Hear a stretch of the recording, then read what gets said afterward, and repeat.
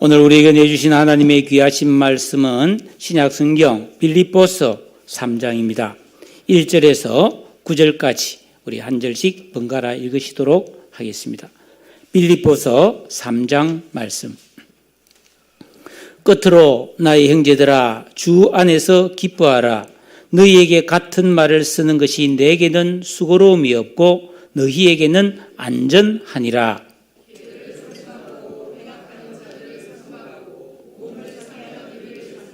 하나님의 성령으로 봉사하며 그리스도 예수로 자랑하고 육체를 신뢰하지 아니하는 우리가 곧 할례파라.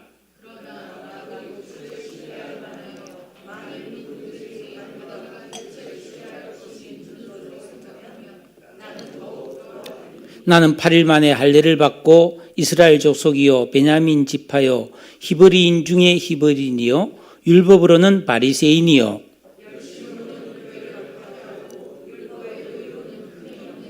그러나 무엇이든지 내게 유익하던 것을 내가 그리스도를 위하여 다 해로 여길 뿐더러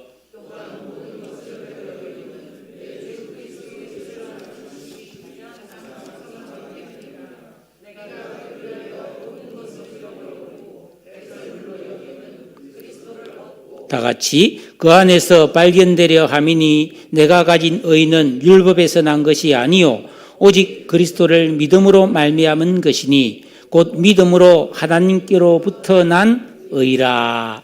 아멘.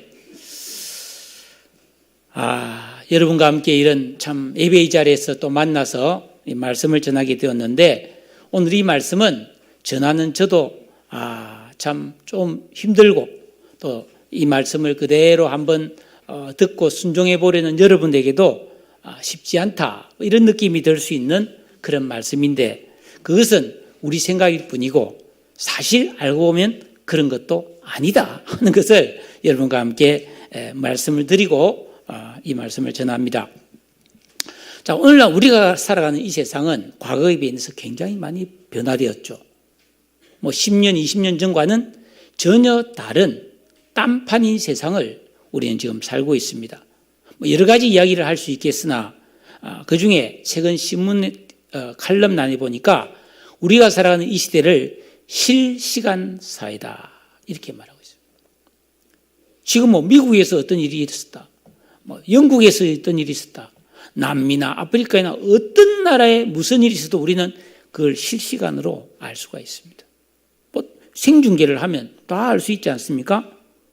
그뿐이 아니라 우리는 하루에도 수많은 내가 아는 사람들의 희노애락을 우리는 접하게 됩니다.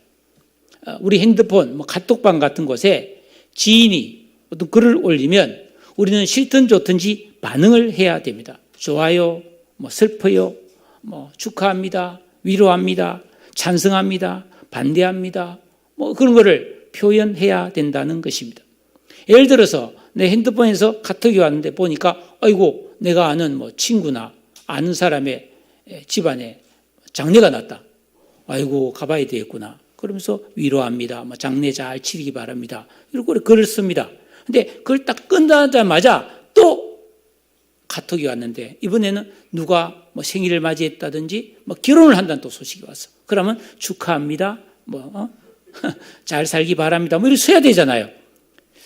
그러니까 여러분 우리는 수시로 하루에도 여러 번 다른 사람의 일을 접하면서 기쁨과 슬픔과 다양한 감정을 표현하며 살게 된다는 것입니다. 내가 만약에 카톡방이나 어디 SNS에 글을 올렸는데 아무도 반응을 안 해준다면 굉장히 속상함을 느끼게 될 것입니다. 우리는 이 시대를 살아가면서 서로 얽히고 설켜 있기 때문에 카톡방 같은 데서는 내가 반응해야 될 어떤 의무가 있고 그 반응 속도도 역시 중요하다는 것입니다. 누가 글을 올렸는데 한 2, 3일 지나서 좋아요 하면은 별로 환영을 못 받아요. 그러니까 내 기분과 상황과 상관없이 타인의 상황에 실시간으로 공감해야 되는 현대인의 정서는 문제가 뭐냐면 내 자신의 내면을 돌아볼 겨를이 별로 없다는 것입니다. 과거에 핸드폰이 없고 컴퓨터가 없고 텔레비전이 없을 때는 하늘을 보고 달을 보고 나무를 보고 꽃을 보고 시냇물이 흘러가는 소리를 들으면서 하면서 내 마음에 고독감도 느끼고 또 슬픔도 느끼고 감사함도 느끼고 그런 느낌이 있었단 말이에요. 나만의 느낌이 있었단 말이에요. 근데 지금은 나만의 느낌을 잘 못 느끼고 다른 것에 의해서 내 느낌이 좌우되는 경우가 많다 이 말입니다. 그런데 이런 세상을 살다 보면 우리는 자기 자신을 상실하게 됩니다. 우리가 내 자신의 감성, 정서에 소홀하고 다른 외부의 감성이나 정서에 반응만 하다 보면 그래서 생기는 정신병이 공황장애입니다. 자기 자신을 잃어버리면 공황장애가 옵니다. 이게 굉장히 무서운 병이죠. 그렇기 때문에 우리 그리스도인들은 무엇보다도 우리가 주님의 말씀 앞에 엎드리고 기도하는 시간을 통해서 수시로 나 자신을 깊이 성찰하고 하나님 앞에서 감사하고 기뻐하고 혹은 슬퍼하고 평안을 느끼는 이런 영적 생활을 누려야 합니다. 그러기 위해서 나는 취해야 될 것과 버려야 될 것을 지혜롭게 헤아릴 줄 알고 범사에 유익한 것을 선택하고 가질 줄 아는 그런 삶을 살아야 합니다. 그래야 흐르는 세월이 무상하지 않고 의미 있는 열매 맺는 삶을 살아낼 수가 있습니다. 하나님께서 이 세상을 섭리 통치하는 방법 중에 하나는 반드시 심은 대로 거두게 하는 것입니다. 심은 것을 거두게 합니다. 콩을 심었으면 콩을 거두죠. 팥을 심었으면 팥을 거두는 거죠. 그러니까 내가 어떤 삶을 살았냐에 따라서 우리는 열매를 거두게 된다는 것이죠. 여러분, 좋은 것을 심고 아름답고 귀한 것을 수확하는 복 있는 여러분 되시기를 주님의 이름으로 축복합니다. 사도 바울은 빌립보서 1장과 2장에서 교회의 내부 문제와 또 성도들의 신앙 일반에 관한 이야기를 말했는데 이제 3장에 들어오면은 이제는 교회 바깥에서 일어나는 일을 이야기하고 있습니다.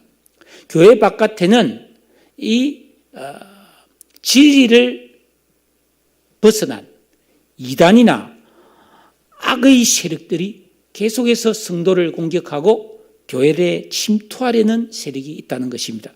이들에 대해서 어떻게 해야 되는가의 교훈을 해주고 있습니다.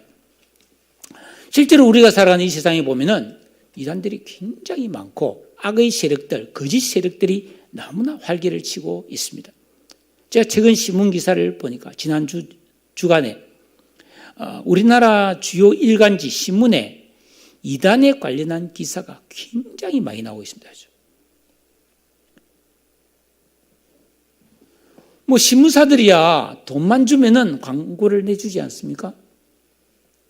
그래서 자기들의 어떤 치적과 뭐 좋은 점을 막 홍보하고 있는데 우리가 이런 것을 참 분별해야 되고 그렇지 못한 사람들이 넘어가지 않도록 우리가 잘 보호하는 일을 감당해야 될 것입니다.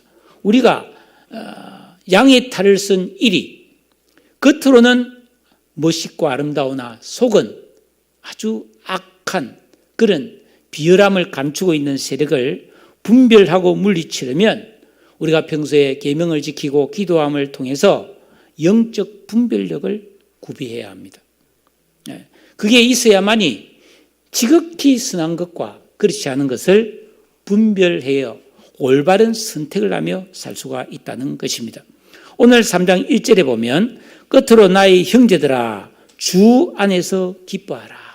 여기서 말하는 끝으로 이것은 내가 이제 편지를 끝맺는다는 뜻이 아니라 새로운 주제를 말하기 위해서 이 당시에 유행하던 표현이었습니다. 바울은 지금 로마의 감옥에서 참 너무나 힘들고 고통스러운 상황 속에서 이 편지를 쓰고 있고 그 편지 쓰는 주된 목적이 빌립보 교회가 직면하고 있고 이제 본격적으로 또 말하려고 하는 이단과 악한 세력을 잘 경계하도록 교훈을 시작하는데 첫머리에 주 안에서 기뻐하라라고 말하고 있습니다. 굉장히 중요한 영적 통찰력이 있다고 생각합니다. 여러분, 우리 예수 믿고 구원받은 그리스도인은 어떤 어려움을 만나거나 어떤 심각하고 복잡한 문제를 해결하려고 할 때, 누군가와 어려운 대화를 시도하려고 할 때 준비를 해야 되는, 어떤 준비를 해야 되느냐? 말씀을 묵상하고 기도를 통해서 하나님, 예수님께로부터 오는 내적인 평화, 심적 고요함을 준비해야 돼요. 그러면은 그 하나님께로부터는 평안이라는 심적으로 고요함을 내가 유지하면 반드시 거기서는 기쁨이 샘솟아 오른다는 것입니다.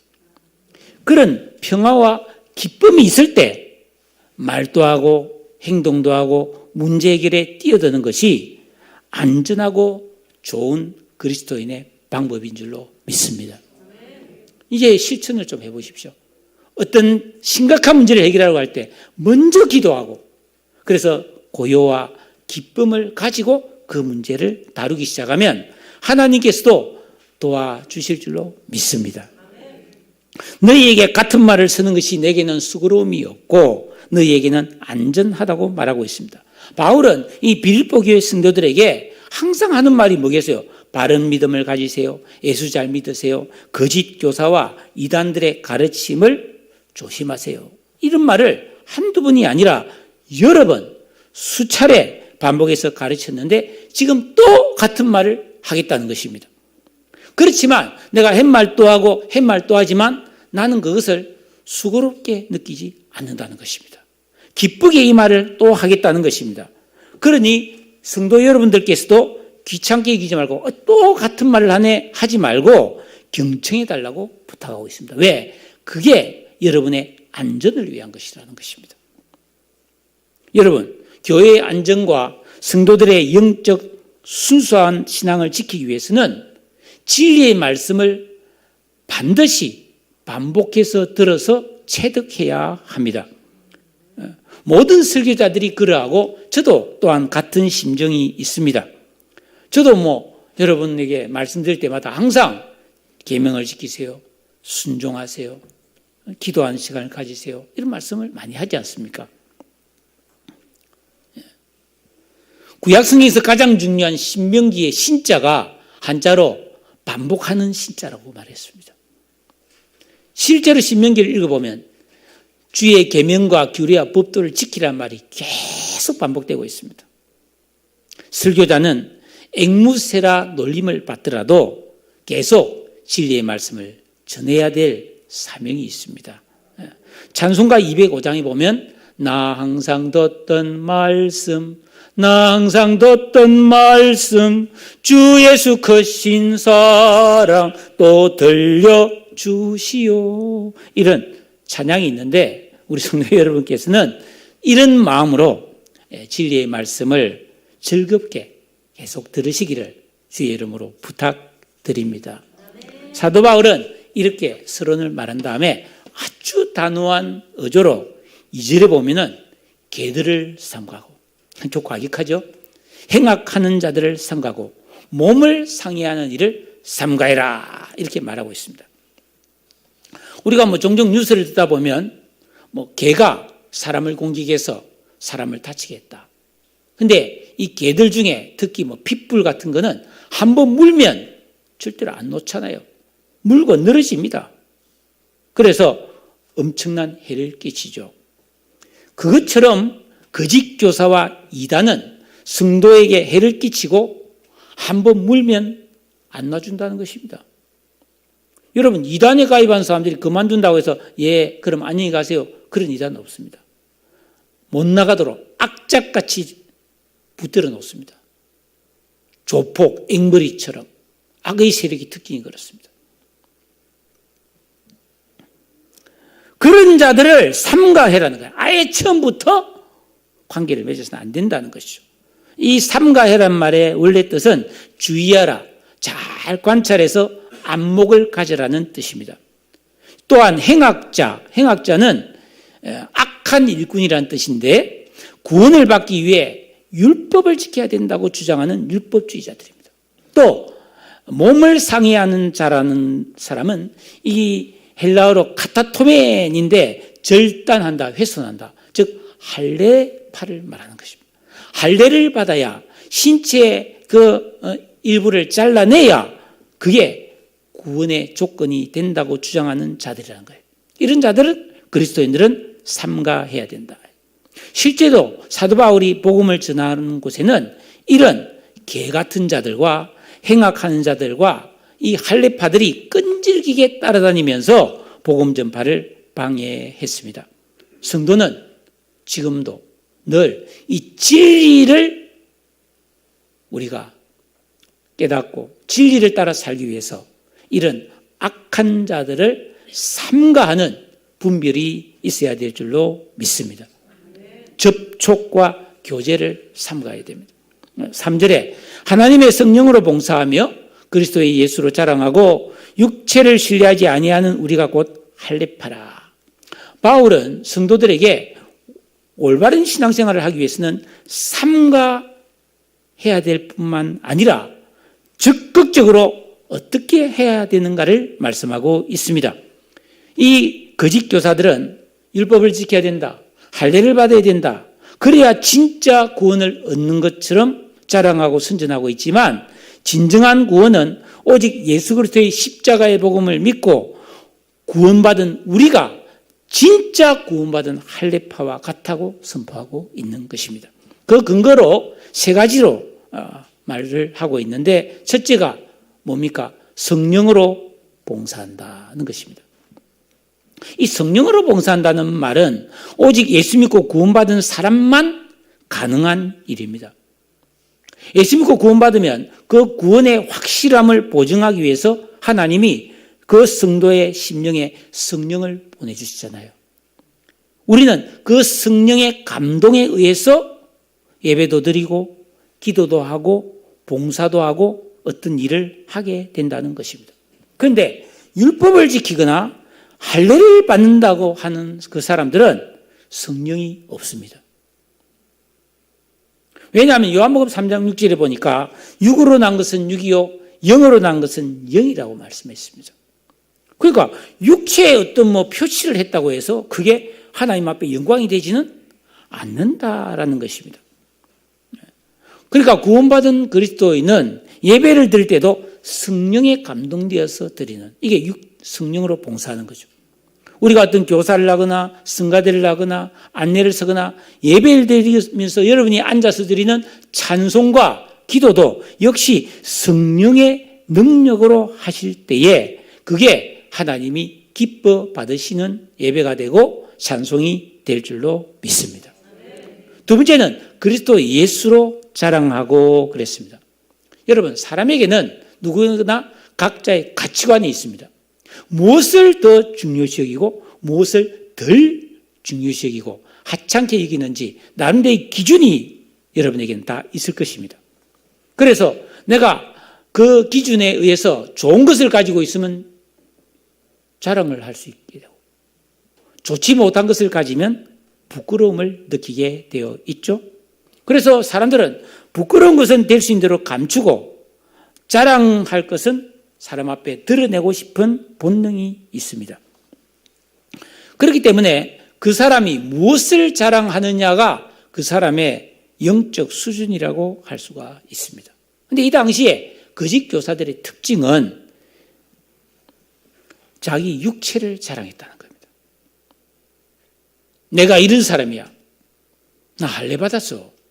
나 기도 많이 했어. 이런 걸 자랑했다는 거예요. 그래서 갈라디아서 6장 13절 14절에 보니까 할례를 받은 그들이라도 스스로 율법은 지키지 아니하고 너희에게 할례를 받게 하려는 것은 그들이 육체로 자랑하려 함이라. 그러나 내게는 우리 주 예수 그리스도의 십자가 외에는 결코 자랑할 것이 없다고 했습니다. 여러분 한번 생각해 보십시오. 나 교회 다녀. 근데 말하고 행동하는 것은 너무나 저질이다. 그럼 교회 다니는 게 자랑이 됩니까? 나 명문대 나와서 옛날에 어떤 영화에 나 이대 나온 여자야 그런 일인데 근데 그가 하는 말과 행동이 무례하고 너무나 어리석다면은 그 좋은 학벌이 자랑이 될 수 있습니까? 예수 그리스도의 십자가의 구원을 믿는 거룩한 성도는 나같이 부족한 이 죄인을 사랑하셔서 구원해 주신 예수 그리스도의 그 놀라운 십자가의 은혜와 사랑을 소중히 여기고, 나 주님 때문에 구원받았어, 나는 주님의 은혜로 변했어, 이렇게 자랑할 수 있는 줄로 믿습니다. 그러니까 우리 자랑은 내가 하나님의 은혜로 부족하지만 구원받아서 천국 백성이 되고 거룩한 성도가 되어서 하나님의 은혜를 받고 사는 것이 자랑하는 것이지, 내 자신의 어떤 공로를 자랑하는 것은 어리석은 일이다라는 것입니다. 그러면서 세 번째로는 육체를 신뢰하지 않는다고 말하고 있습니다. 여러분, 사실 우리가 인생을 사는 것은 몸으로 때우는 게 많죠. 아무리 머리를 가지고 이렇게 밥을 먹고 사는 사람도 결국 몸으로 때워야 돼요. 우리가 씻고 운동하고 이게 다 몸이잖아요. 내 건강, 내 주먹, 내 실력, 내 기술, 그 하나 믿고 사는 사람이 너무나 많다는 것입니다. 그러나 성경은 그런 내 육체의 능력이라고 하는 것은 안개와 같아요. 풀의 꽃과 같다는 것이에요. 덧 없는 것이라는 것입니다. 여러분, 그 당시 율법주의자, 유대주의자, 할례파, 이단과 거짓 교사들의 특징은 자신의 육신적인 것을 자랑했다는 것이죠. 능력, 가문, 학벌, 외모, 소유, 체험, 이런 것을 내세우기 좋아하고 자랑했던 교만한 자들이고 결국은 어리석었다는 것입니다. 그러나 진실한 믿음을 가진 그리스도인은 내 육체를 신뢰하지 않습니다. 왜? 인간이 어떤 존재인가를 너무나 잘 알 수 있기 때문에. 너희 생명이 무엇이냐? 너희는 잠깐 있다가 없어지는 안개니라. 아, 허탄한 사람아. 이러면 성경은 그런 밖에 말을. 인간이 별 볼 일 없다 이런 뜻이 아닙니다. 인간의 실상이 그렇다는 거예요. 그래서 우리는 나 자신의 몸을 믿기보다는 나를 사랑하시고 영원히 나를 돌보시고 인도해 주시는 하나님의 보호와 사랑을 더 신뢰한다는 것입니다. 그래서 말씀을 순종하고 기도를 하면서 거룩한 삶을 살아가는 것이죠. 사도 바울은 그러면서 이렇게 말합니다. 나도 왕년에는 한 육체 했다 이 말이에요. 나도 육체를 신뢰하고 자랑할 것 같으면 누구 못지않게 자랑할 것이 많았다 이렇게 말했어요. 그래서 4절에서 6절에 보면 나는 8일 만에 할례를 받았다. 정통신앙을 그대로 가지고 있는 집안에서 태어났다는 거예요. 이스라엘 족속이고 베냐민 지파 왕족이에요. 네? 그리고 히브리인 중에 히브리인이요. 율법으로는 바리새인이고 열심으로는 교회를 핍박하고 율법의 의로는 흠이 없었던 사람이다.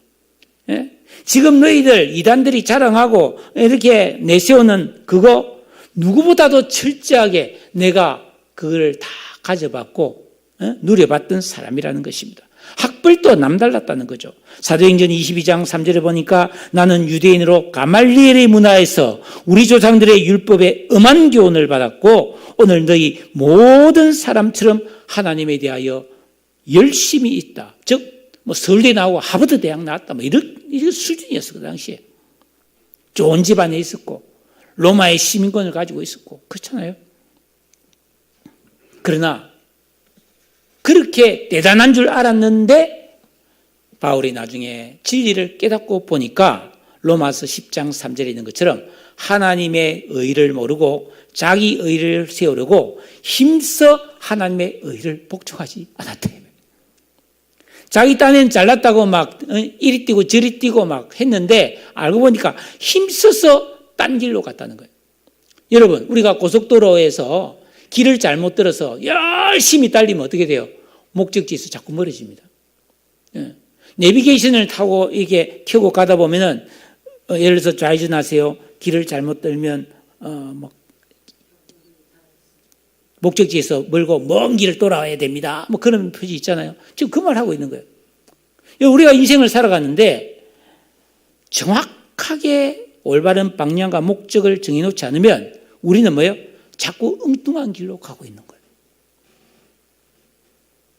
바울은 자기가 너무 잘난 줄 알았는데 하나님 앞에서 무서운 죄인이었다는 사실을 모르고 있었습니다. 열심히 부족해서가 아니었습니다. 도덕적으로 뭐가 잘못됐어도 아니었습니다. 진리를 아는 지식이 없었기 때문이었습니다. 많이 배우고 열심히 살았는데, 부지런히 성실하게 살았는데 사실은 귀 먹고 눈 먹은 사람처럼 어리석고 헛된 삶을 살았다는 것입니다. 성경에 이런 말씀이 누누이 씌어져 있는데 오늘날 예수 믿고 구원받은 성도들 가운데도 여전히 이 세상을 사랑하고 돈과 쾌락을 너무 좋아하고 자기의 기분과 선택을 따라 즐기며 육체와 마음이 원하는 대로 살면서 헛된 삶을 사는 사람이 허다하다는 것입니다. 왜 그런가? 진짜를 모르기 때문이라는 거예요. 정말로 하나님을 만나보지 못했기 때문이라는 거예요. 하나님 나라와 예수 그리스도의 영광을 모르기 때문이라는 것입니다. 여러분 한번 생각해 보십시오. 지금 내가 신뢰하고 자랑하고 있는 게 무엇인가? 여러분, 예수 믿고 구원받은 그리스도인들은 신분적으로 하나님의 자녀고 천국 시민권자들입니다. 천국 백성, 하늘에 속한 사람이에요. 신분은 바뀌었어요. 그런데 우리의 삶과 내 마음의 상태는 너무 세상적인 경우가 많다 이 말이에요. 이 괴리를 빨리 좁혀야 돼요. 우리의 신분은 이런데 우리의 삶은 이 바닥이란 말이에요. 이 사이 공간을 어떻게 메꿔야 되는가? 순종과 기도와 말씀을 통해 메꿔 가야 되는 거예요. 그게 그리스도인의 삶이라는 것입니다. 사도 바울은 바닥으로 살았지만은 부활하신 예수님을 하나님의 은혜로 만나서 눈에서 비늘이 싹 벗겨진 후에 완전히 다른 가치관과 감성을 갖게 되었어요. 7절 우리 같이 한번 읽어볼까요? 7절 8절 같이 한번 읽도록 하겠습니다. 시작. 그러나 무엇이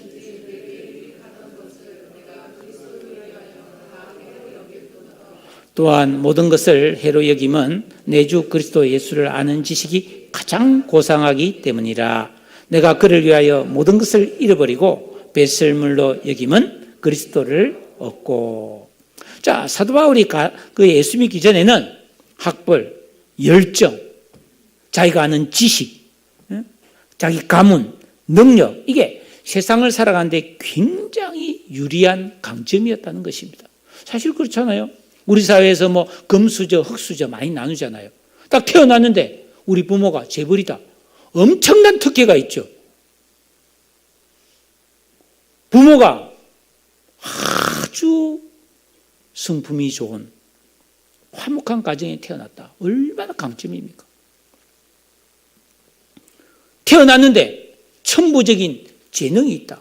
예술적 재능이 있거나 아니면 진짜 머리가 비상해서 공부를 잘하는. 공부는 이게 타고난 게 또 있는 거예요. 노력도 있지만. 그러니까 이거는 이 세상을 살아가는데 얼마나 유리한 강점입니까? 근데 바울은 그런 유리한 강점을 가지고 태어났어요. 좋은 집안에서, 부잣집에서 비상한 머리를 가지고 천부적으로 성실과 열심히 있는 사람으로 성장했단 말이죠. 그런데 그게 살아갈 때 아주 강점이어서 젊은 나이에 유대 나라에서 이스라엘에서 차세대 지도자로 성장했잖아요. 그런데 이 바울이 예수를 만난 다음에 진리를 딱 깨닫고 보니까 내가 가진 그 강점이란 게 오히려 이 성화 구원을 이루는 진짜 중요한 일을 하는 데는 방해가 되더라고 말하고 있습니다. 왜 그런가? 그가 배운 많은 지식과 그가 가진 많은 것들이 내 주 그리스도 예수를 아는 지식과 상충되기 때문이라는 것입니다.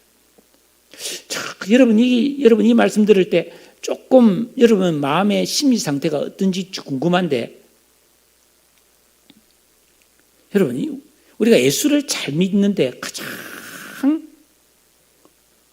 어려운 사람이 누구냐면 많이 배운 사람이에요.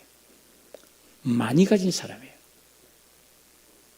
원래 좀 착한 사람이 예수 믿기 힘들어요.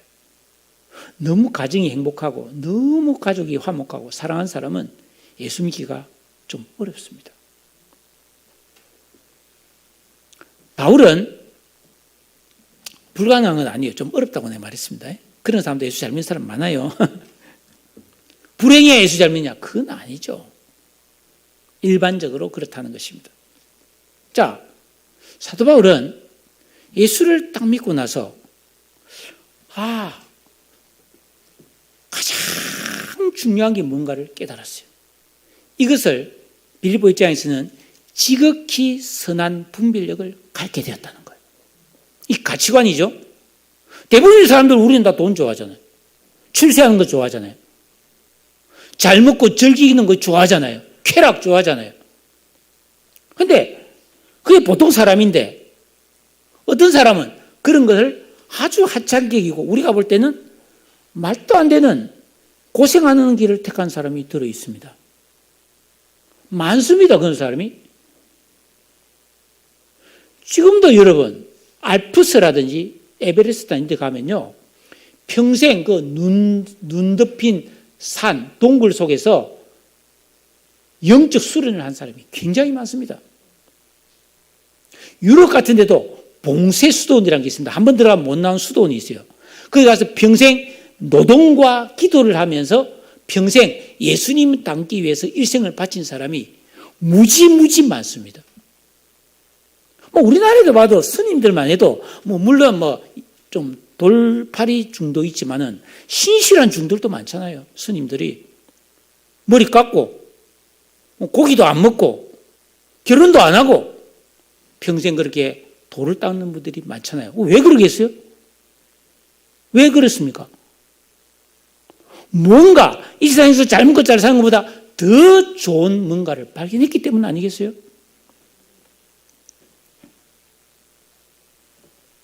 바울은 내가 그 좋은 것이 뭔가, 그게 예수 그리스도를 아는 지식이라고 말해요. 그게 너무 고상해서 내가 지금까지 나한테 유리하던 내가 갖추고 있던 것, 자랑스러운 그런 것들을 배설물처럼 버렸다고 했어요. 이 배설물은 뭐예요? 오물이죠, 오물. 여러분, 오물, 음식물 쓰레기 버릴 때 아까운 사람이 있습니까? 그 아까워서 못 버리고 발발발 떠는 사람 없지요? 그거는 빨리 버려야 속이 시원한 거예요. 바울은 그랬다는 거예요. 자기가 가진 어떤 그런 실력, 재산, 신분, 자기가 가지고 알고 있는 지식, 학벌, 이게 모든 게 뭡니까? 배설물처럼 버리고 속이 시원했다는 것입니다. 왜냐? 마치 밭에 감추인 보화를 발견한 사람처럼 애지중지하던 것을 다 버리고 가장 귀한 예수 그리스도를 아는 지식을 얻었다고 바울은 자랑하고 있습니다. 그러면 여러분이 궁금하잖아요. 도대체 예수 그리스도를 아는 지식이 구체적으로 뭐냐는 것입니다. 이 예수 그리스도를 아는 지식은 어떤 정보가 아니에요. 어떤 지식이 아니에요. 인격과 성품을 변화시키는 실제적인 능력을 말하는 것입니다. 우리가 예수 믿고 구원받은 다음에 성령의 감동에 의해서 하나님 말씀을 정확하게 배우고 예배하고 기도하면서 주님을 만나는 거죠. 친밀한 교제를 통해서 체험적으로 우리가 살아계신 사랑의 예수님을 아는 지식을 말하는 것입니다.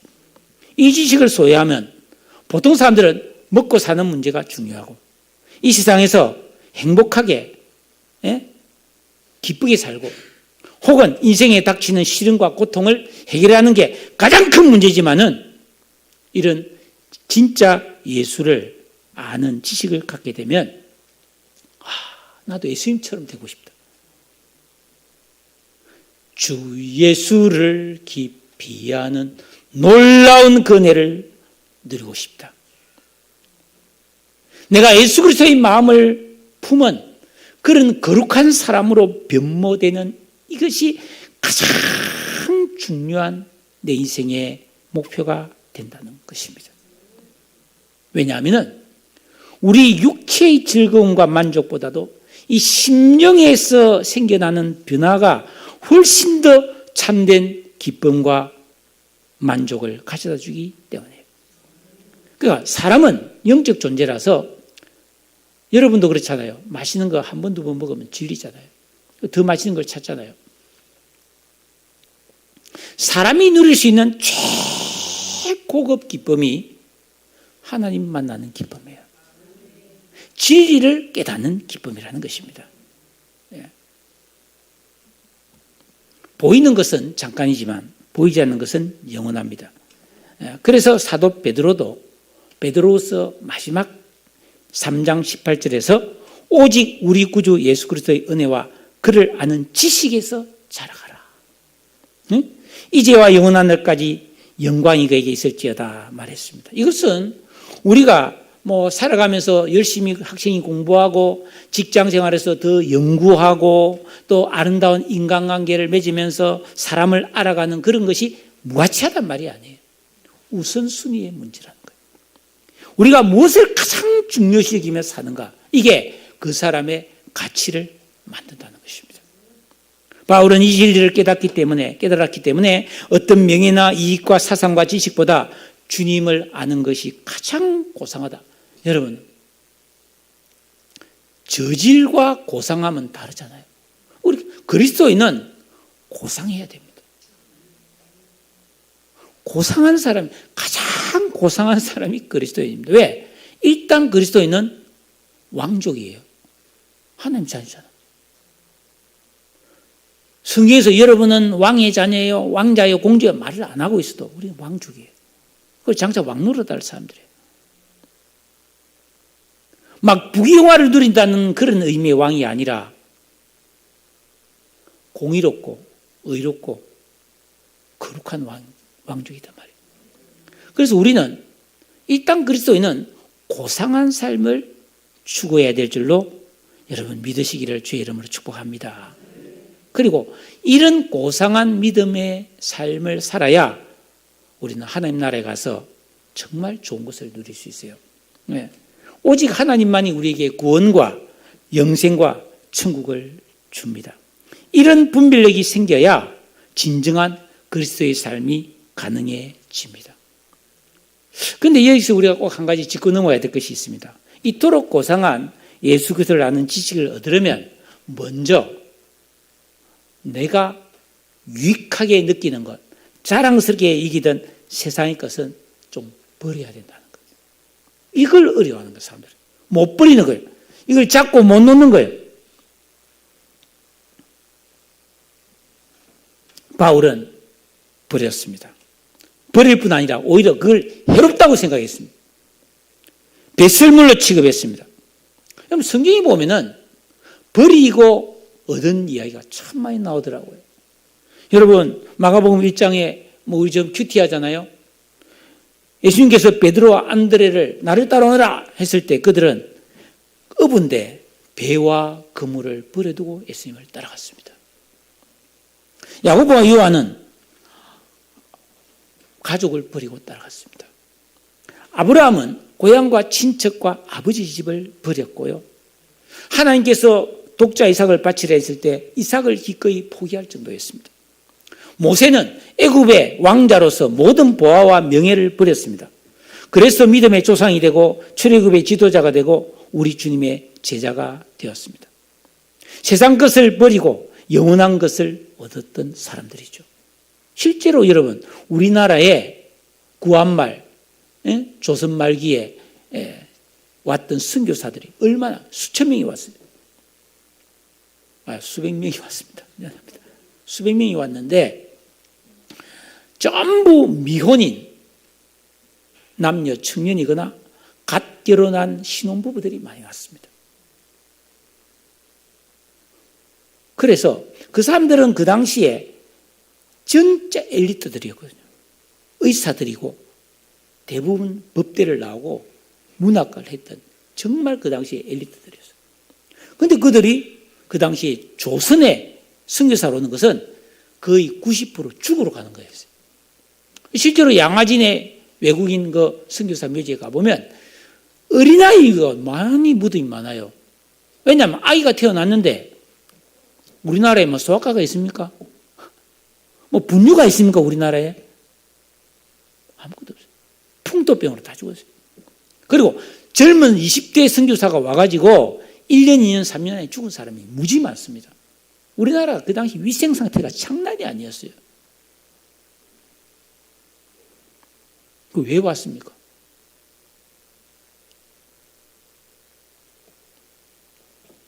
저와 같이 공부했던 친구들 중에 지금 약 100명이 선교사 나와 있습니다. 진짜 열악한 데 가서 좋은 대학 나왔습니다. 한때 좋은 직장을 다녔던 친구들이에요. 뭐 SK 다니고 뭐 좋은 데 다녔던 친구들이에요. 근데 지금 그거 가서 선교사 가가지고 진짜 후진국 우리나라 60대 70대 그런 나라에 가서 지금 죽을 고생을 하고 있습니다. 왜 그럽니까? 바보입니까? 아니에요. 예수 그리스도를 아는 고상한 것에 매료되었기 때문입니다. 그리고 그들은 불행하다고 생각하지 않습니다. 자부심이 있습니다. 떳떳합니다. 사랑하는 여러분, 그래서 하나님의 뜻대로 내가 이 세상의 것을 버리면 그것은 마치 농부가 가장 좋은 품종의 씨앗을 심는 것과 같다는 것입니다. 자, 농부가 씨를 뿌리는 것은 버리는 거잖아요. 그런데 버려야만이 싹이 나서 자라잖아요. 그러니까 우리가 하나님을 위해서 뭔가를 버리면 그것은 반드시 씨앗이 되어서 하나님이 자라게 하시고 결실하게 하는 것을 여러분 믿으시기를 주의 이름으로 축복합니다. 그런데 육을 가진 우리 인간이 유익한 것을 버리기란 쉽지가 않습니다. 그러나 시편 126편 5절에 보니까 눈물을 흘리며 씨를 뿌리는 자는 기쁨으로 거둘 것이라고 말씀하고 있습니다. 주님 뜻대로 버리고 이러면 주님의 뜻 안에서 참된 복과 영원한 열매를 얻습니다. 바울은 이렇게 예수 그리스도를 믿음으로써 그토록 원하던 의로움과 예수 그리스도의 성품을 닮을 수가 있었다라는 것입니다. 그래서 오늘 설교 제목을 제가 그렇게 정한 것이죠. 주부를 한번 보세요. 설교 제목 같이 한번 읽어볼까요? 버림은 씨앗이고 얻음은 그 열매다 그랬습니다. 말씀을 이제 정리하겠습니다. 설날이 지나갔습니다. 우리 인생에 또 한 번의 명절을 쇠했습니다. 그리고 봄이 오겠죠. 그리고 꽃이 피고 또 무더운 여름을 지나면 가을이 오고 또 추석이 오고 그리고 또 뭐 찬바람이 불고 또 2025년 설이 우리 인생에 다가올 것입니다. 세월은 이렇게 끊임없이 흐르고 있습니다. 이 흐르는 세월 속에서 내 인생은 무엇을 얻기 위해 수고로움을 감수하고 내 생명과 능력을 소비하고 있습니까? 안개와 같고 풀의 꽃과 같은 일시적이고 유한한 것을 추구하면 결국은 아무것도 남지 않습니다.